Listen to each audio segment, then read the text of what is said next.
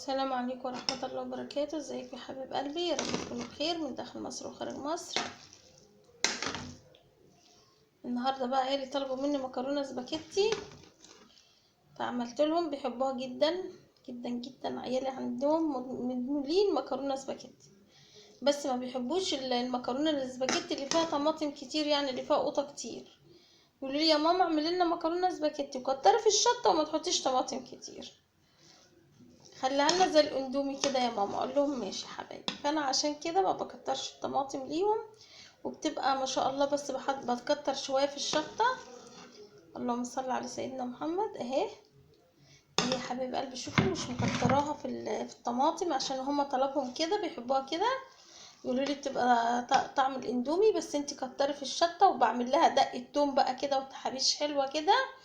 بعمل لها يعني دقه التوم يا حبايب قلبي، وبعمل لها قرن شطه سبايسي كده. فهم بيحبوها كده، ما بيحبوش ان انا ازود لهم الصلصه عليها وكده. هما بيحبوها كده، بيقولوا لي يا ماما احنا بنحبها كده، ما تزود لناش الصلصه عليها والطماطم وكده يا ماما، عشان ايه بتتعبنا. احنا عايزينها تبقى زي الاندومي كده يا حبيب قلبي، زي ما حضراتكم شايفين. تبقى في منتهى الجمال وهي كده. انا بعملها لهم دقه كده بتوم. بحط طماطم بسيطه خالص، بضرب يعني حوالي 3-4 طماطمات كده، بدق راس توم كده مع قرن شطه سبايسي. وبعمل لها دقة توم كده بالشطة طبعا، في قرن شطة سبايسي كده مع راس التوم بدقها. بحطها طبعا بحتة زبدة كده تصفر على البوتاجاز، حتة زبدة مع يعني تصفر على اول ما احط معلقتين زبدة، اول ما يقدحوا معايا بحط التومة. اول ما بتصفر باجي نازله عليها ب3 طماطمات طبعا ضربهم في الخلاط. يعني طماطم مش كتير، طماطم بسيطه خالص، وبتبقى في منتهى الجمال ده. بس ريحتها روعه. ما تتغروش بقى وتقولوا ايه يا حبايب قلبي المكرونه ايه ده ما فيهاش صلصه، ده ما فيهاش طماطم كتير ومش عارفه. لا، الحاجه ما بنحكمش عليها بشكلها، بطعمها يا حبايب قلبي. طعمها جميل جدا وفي منتهى الجمال. يعني انا مش قادره اوصف لكم ريحتها وطعمها خطيره. يعني بصراحه يعني انا مش قادره اوصف لكم طعمها جميل جدا جدا جدا جدا. انا مش مكتره لها الطماطم زي ما حضراتكم شايفين اهي.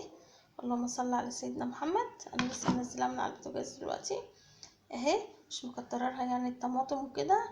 انا بس عامله لها دقه كده زي ما قلت لحضراتكم، دقه يعني جبت راس التوم. انا قلت لحضراتكم يا حبايب قلبي راس توم دقتها مع قرن شطه سبايسي، وبعد كده صفرتها على البوتاجاز طبعا بحته زبده كده. صفرت التومه وبعد كده طشيت الطماطم 3 طماطمات فقط لغير، صغيرين كمان مش كبار.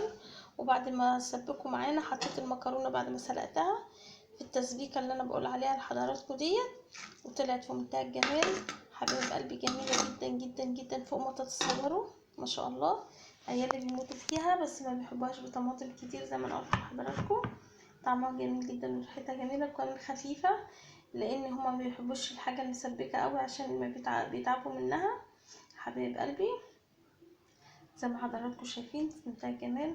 عاملين ايه يا حبايب قلبي؟ يا رب تكونوا بخير من داخل مصر وخارج مصر. كل اللي متابع قناه هاني من البيت يا رب يكون بخير من داخل مصر وخارج مصر. يا حبايب قلبي وحشتوني، وحشتوني جدا جدا جدا جدا جدا.